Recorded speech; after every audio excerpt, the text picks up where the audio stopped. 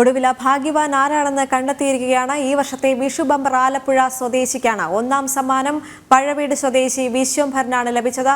CRPF വിമുക്ത ഭടനായ വിശ്വംഭരൻ ഇന്നലെ രാത്രിയാണ് ബമ്പർ അടിച്ച കാര്യം അറിഞ്ഞത്. വിവരങ്ങളുമായി നിഷ ദിലീപ് ചേരുകയാണ്. നിഷ, സംസ്ഥാനമൊട്ടാകെ അന്വേഷിച്ച ആ ഭാഗ്യവാനെ കണ്ടെത്തിയിരിക്കുകയാണ്. എന്തൊക്കെയാണ് വിശദാംശങ്ങൾ?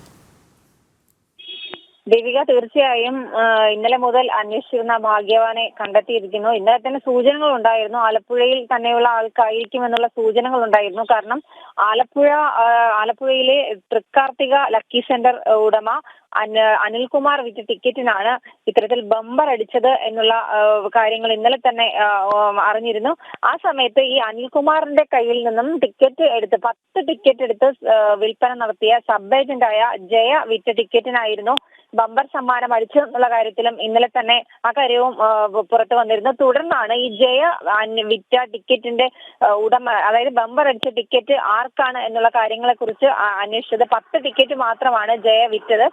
പക്ഷെ അപ്പോൾ തന്നെ അവർക്ക് സൂചനകൾ ഉണ്ടായിരുന്നു ഇന്ന ആൾക്കാണ് ബമ്പർ അടിച്ചിരിക്കുന്നതെന്ന്. പക്ഷെ അതിൽ തമിഴ്നാട്ടുകാരായ ചില ആളുകളും ഉണ്ട് എന്ന് ജയ ഇന്നലെ നമ്മളോട് സംസാരിച്ചപ്പോഴും പറഞ്ഞു. പക്ഷെ ഇന്നലെ രാത്രിയാണ് അങ്ങനെ നടത്തിയ അനിൽകുമാറും ജയും ഒക്കെ ചേർന്ന് നടത്തിയ അന്വേഷണത്തിലാണ് ഈ ബമ്പർ അടിച്ചത് പഴവീട് സ്വദേശി വിശ്വംഭരനാണ് എന്നുള്ള കാര്യം വ്യക്തമായത്.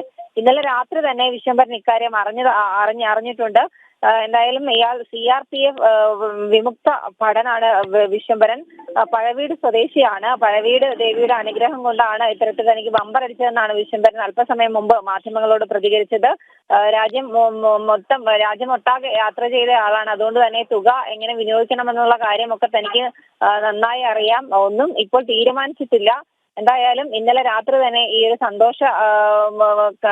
സന്തോഷമുള്ള കാര്യം അറിഞ്ഞു, തനിക്ക് ബമ്പർ അടിച്ച കാര്യം അറിഞ്ഞു എന്നും വിശ്വംഭരൻ അല്പസമയം മുമ്പ് മാധ്യമങ്ങളോട് പ്രതികരിച്ചിട്ടുണ്ട്. ആലപ്പുഴയിൽ നിന്ന് നിഷ ദിലീപ് വിവരങ്ങൾ നൽകുകയായിരുന്നു.